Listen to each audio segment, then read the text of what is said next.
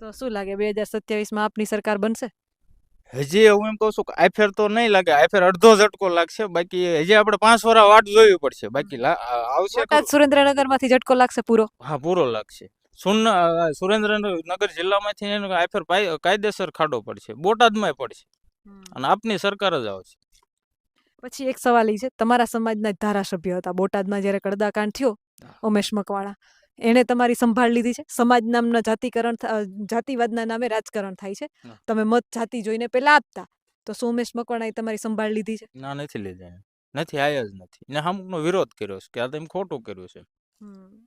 તો બરોબર. પછી જાતિ જોઈને મત આપશો હવે? ધારાસભ્ય છે તો એને અમુકનો અહીંયા આવવું પડે, હમ. એને પૂછવું પડે અને એને મોર ઊભું રહેવું પડે. આ રાજુભાઈ કરપડા અહીંથી ભલે બધા આગેવાનો આવ્યા ને એની જગ્યાએ એને અહીંયા ઊભું રહેવું પડે, પણ એ જ નતું આવે.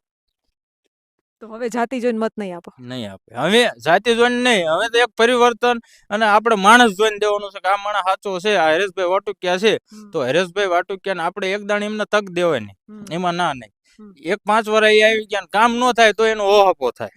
અને જો એ કામ કરે તો એ આફર આમાં ઉભા રહ્યા હોય તો એને જિલ્લામાં અત્યારે છે તો એ પાછા ધારાસભ્યમાં એનો ચાન્સ રહે.